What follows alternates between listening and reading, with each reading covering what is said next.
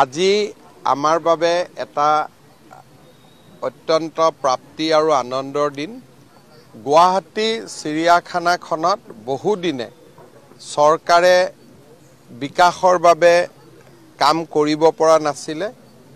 আজি আমি ৩৬২ কোটি টকাৰে সমগ্ৰ চিৰিয়াখানাখনক কায়কল্প বা ইয়াৰ গোটেই যিটো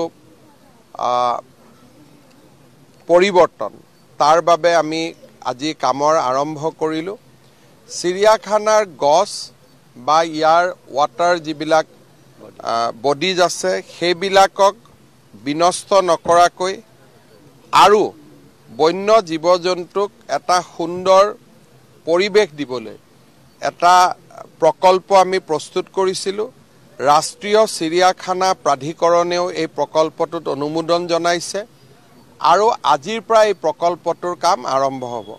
এই প্ৰকল্পটো ৰূপায়ণৰ বাবে প্ৰধানমন্ত্ৰী ডাঙৰীয়ায়ো 100 কোটি টকা আগবঢ়াইছে। বাকী 262 কোটি টকা ৰাজ্য চৰকাৰে ইয়াত ব্যয় কৰিব। ইয়াৰ উপৰিও এই বছৰটোতে আমি 2খন নতুন চিৰিয়াখানাৰ কাম আৰম্ভ কৰিম। এখন ডিব্ৰুগড়ত হ'ব, আনখন চিৰিয়াখানাত হ'ব, শিলচৰত হ'ব। কিন্তু এই 2খন চিৰিয়াখানা অপেন জু হ'ব, অৰ্থাৎ বন্য জীৱ জন্তুবিলাকে নিজৰ মতে ঘূৰি ফুৰিব আৰু তেওঁলোকক চাবৰ কাৰণে ট্ৰেকেদি আমি গাড়ী দি যাব লাগিব। যেনেকৈ আপোনালোকৰ কোনোবাই যদি ছিংগাপুৰলৈকে গৈছে দেখা পাব যে আমি ট্ৰেইনৰ ওপৰেদি যাওঁ আৰু বন্য জীৱ জন্তুবিলাকে নিজৰ মতে তেওঁলোকে বিচৰণ কৰি থাকে। ঠিক তাৰ আৰ্হিত আমি প্ৰায় 252 কোটি টকা ব্যয়েৰে ডিব্ৰুগড়ত আৰু সমান পৰিমাণৰ ব্যয়েৰে শিলচৰত আৰু 2খন চিৰিয়াখানাৰ কাম এই বছৰতে আমি আৰম্ভ কৰিম। গুৱাহাটীৰ ডেভেলপমেণ্ট হ'ব, নতুনকৈ ডিব্ৰুগড় চিৰিয়াখানা স্থাপন হ'ব ডিব্ৰুগড় আৰু শিলচৰত। ইয়াৰ উপৰিও চাবুৱাত আমি ৰিহেব চেণ্টাৰ এটা নিৰ্মাণ কৰিব খুজিছোঁ। আজিলৈকে আমাৰ বন্যপ্ৰাণী আঘাতগ্ৰস্ত হ'লে কাজিৰঙাত এটা NGO ৰিহেব চেণ্টাৰত আছে, আমি তালৈকে লৈ গৈছিলোঁ, কিন্তু চৰকাৰী ৰিহেব চেণ্টাৰ নাছিলে। আমি চৰকাৰী ৰিহেব চেণ্টাৰ এটাও আমি চাবুৱাত স্থাপন কৰিম।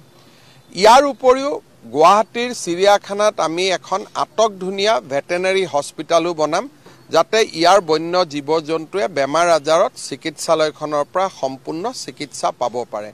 এটা খুব ভাল লগা প্ৰজেক্ট আৰু 1 জানুৱাৰী দিনাখনেই এই প্ৰজেক্টটোৰ কাম আৰম্ভ কৰিবলৈ পাই আমি সঁচাকৈ আনন্দিত।